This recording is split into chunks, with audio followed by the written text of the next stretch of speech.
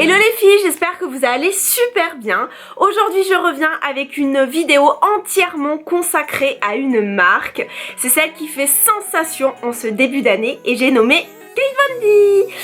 Aussi, petite précision, désolée si je parle un peu du nez, si je mange des mots ou quoi que ce soit, c'est parce que j'ai complètement le nez bouché, j'ai un gros rhume. Avant de commencer, c'est impératif de vous dire que la marque est déjà dispo sur Sephora.fr depuis mercredi dernier, mais que samedi prochain, donc le 28, il y aura enfin les produits dans les magasins Sephora. Je suis mais trop contente parce que c'est ma marque préférée en make-up, parce que j'adore les teintes, j'adore les matières, les pigmentations, enfin tout, le packaging, tout, vraiment je surkiffe. Et également la fondatrice, c'est-à-dire Kate Von D, qui je trouve est un personnage qui est engagé, qui a des convictions, qui fait vraiment voilà, du make-up de qualité, donc perso j'adore. Assez papoté, je vous montre tous les produits en situation. On va commencer donc par le fond de teint, c'est le Lock It, donc pour ma part j'ai la teinte 45. Le packaging est également juste magnifique avec de très beaux détails. Tout au long de la vidéo, je pense que je vais que vous dire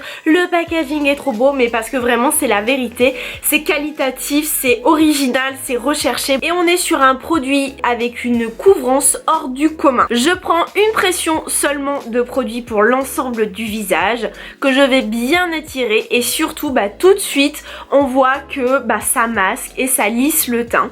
Il est également très confortable parce qu'il va avoir un fini un petit peu velours, mat et également sans transfert. En revanche, petit bémol pour moi parce que en hiver j'ai énormément des zones de déshydratation, donc surtout à ce niveau vers le nez, et je trouve que ce produit va pas assez m'hydrater et que ça fait vraiment ressortir mes zones de sécheresse. Donc ce que je fais mais que je vous ai pas montré dans la vidéo, c'est que je le rallonge un tout petit peu avec une pointe de crème hydratante afin de le diluer et que ça soit encore plus confortable pour moi. Le rendu, je sais pas ce que vous en pensez, mais c'est juste incroyable, je le trouve superbe. Par contre, en revanche les filles, ne vous trompez pas, c'est uniquement pour celles qui aiment avoir une bonne couvrance, une très bonne couvrance avec un teint très lissé. Donc si vous êtes adepte de la bébé, de la CC crème, on oublie, c'est pas pour vous. Toujours de la même gamme Lock It, il existe l'anti-cerne que je n'ai pas et que j'ai pas encore testé, mais que j'ai très envie de voir et que c'est sûr ça sera mon prochain achat Kate Von D.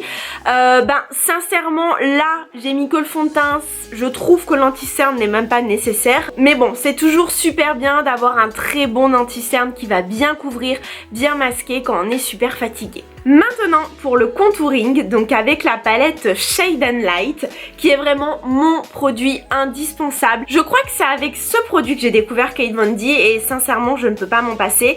Le packaging, je reviens pas dessus mais c'est juste magnifique, on a l'écriture qui est en relief, on est toujours dans cet esprit un petit peu gothique de la marque. Et concernant le produit, attention les yeux, comme vous voyez c'est déjà bien utilisé, mais bon ça fait presque 2 ans que je l'ai quand même, donc vous voyez que ça tient, que ça dure dans le temps. Concernant les teintes, donc la ligne du haut ce sont des bananes qui vont illuminer le teint. Moi perso je vais plutôt utiliser soit lucide en hiver ou alors lyric en été, et même des fois je mélange un peu. Je l'applique avec un pinceau plat, donc là c'est vraiment mon pinceau spécial pour les poudres comme ça banane, que j'applique en dessous de l'œil, donc vraiment en faisant le triangle comme pour l'anti-cerne, c'est-à-dire en partant vraiment du coin interne, du coin externe jusque vers le bout de la narine, et ça va permettre de fixer l'anti-cerne et surtout éviter qu'il file dans les ridules. Donc voilà, moi vraiment je trouve que ça c'est un indispensable, il faut toujours une matière poudrée par dessus une matière liquide. Également donc sur la zone T, en commençant donc par le centre du front, entre les sourcils,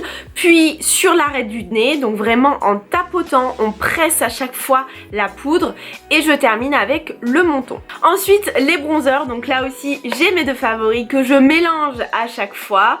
Ce que j'adore énormément dans ces teintes, c'est qu'il y a des sous-tons ternes, c'est-à-dire que c'est parfait pour créer une ombre, pour créer un contouring, c'est-à-dire qu'on n'est pas du tout sur un effet bronzer qui va donner bonne mine, là on est vraiment sur structuré. Je vous conseille également ces marrons de les utiliser sur les yeux, en couleur de transition, ils sont juste parfaits. Donc pour l'application, je prends un pinceau qui va être assez serré, c'est-à-dire pas trop fluffy, et je creuse les joues, donc je pars de l'oreille jusque vers le coin de la bouche et je m'arrête à peu près aux 2/3.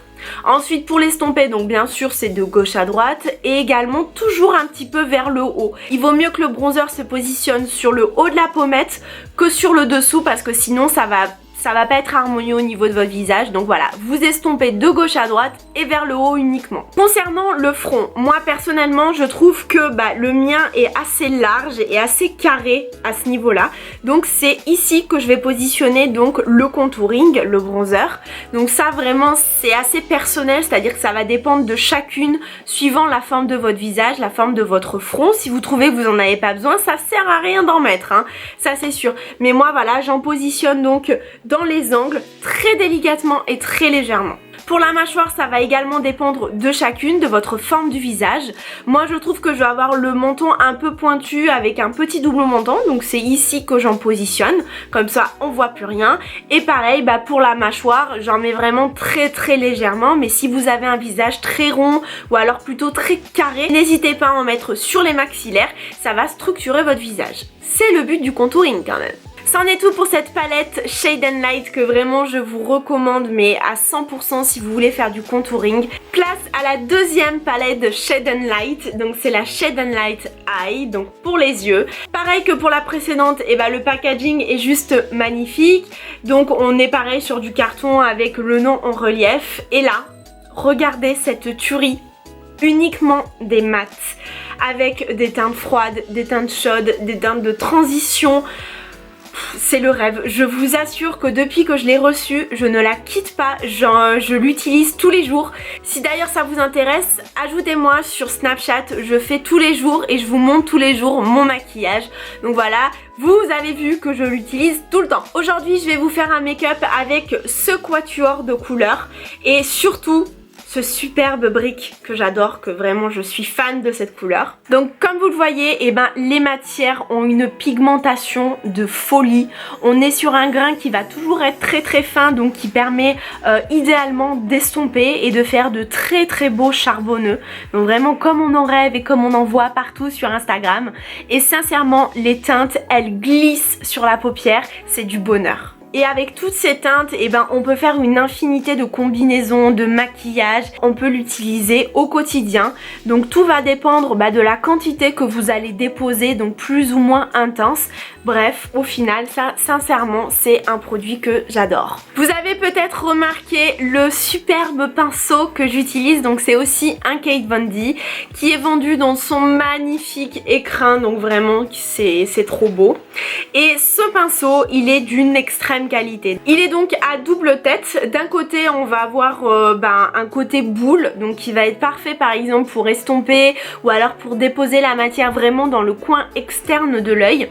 Et également l'autre embout que moi j'adore. Donc on est vraiment sur une pointe, donc c'est très fin, c'est très très bien taillé. C'est parfait je trouve pour faire le cut crease, c'est-à-dire pour vraiment déposer la matière dans le creux de l'œil et aussi pour mettre sur la ligne inférieure, donc pour pouvoir estomper sans trop que ce soit épais. Donc voilà, sincèrement là aussi c'est un grand produit de qualité. Place maintenant au liner et la marque en propose deux, donc ce sont deux noirs.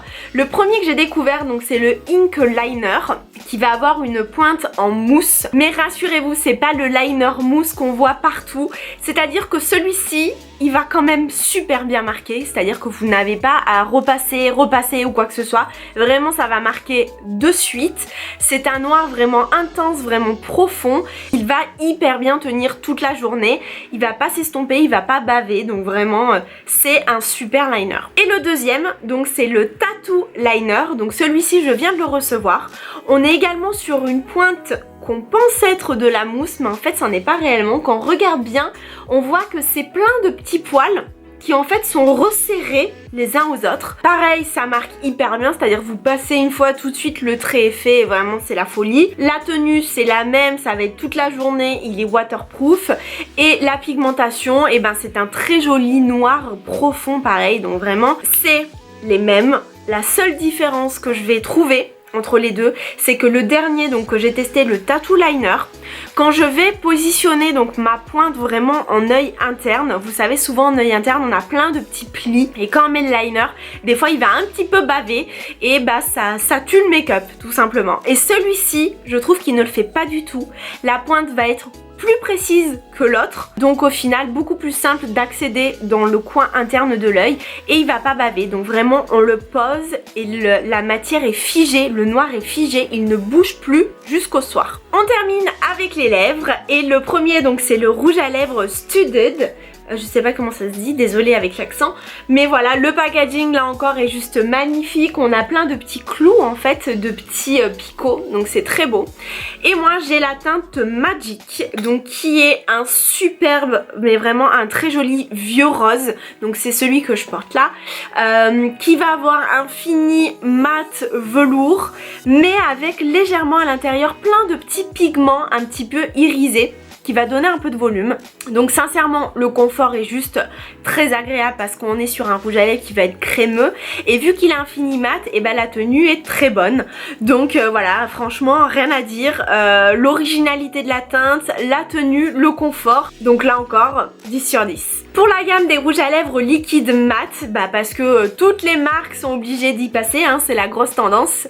Donc me concernant, j'ai la teinte Requiem qui est un rose violet lilas, donc vraiment avec un très bon sous-ton froid. On est donc sur un rouge à lèvres liquide qui va sécher assez rapidement quand on va le poser.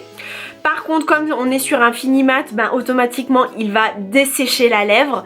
Mais ça c'est un peu comme tous. Mais bon, on reste quand même dans du raisonnable, hein. Ça va, c'est passable. Il est également sans transfert et concernant le confort, ça va. C'est-à-dire que c'est un peu comme tous, hein. Moi ça commence un peu à me saouler ce confort. Je me dis que je préfère limite avoir un rouge à lèvres classique avec un fini mat que d'avoir un rouge à lèvres liquide mat qui va moi trop me dessécher, sachant qu'à la base j'ai les lèvres sèches. Bref, ça c'est purement personnel, mais je vous assure que celui-ci il est quand même très bien, que leur gamme est excellente, qu'on a de très jolies teintes et que vous serez vraiment pas déçus si vous en prenez. J'en ai fini, j'ai plus de produits Kat Von D à vous montrer, donc vraiment j'espère que ça vous a plu. En tout cas, vous êtes sûr que samedi prochain, le 28, je suis direct en boutique chez Sephora pour voir, pour swatcher, pour tout découvrir, parce que voilà, c'est vraiment ma marque de make-up favorite. N'hésitez pas à me dire en commentaire vous quels sont vos produits coup de cœur, ce que vous aimez ou ce que vous aimez pas de la marque.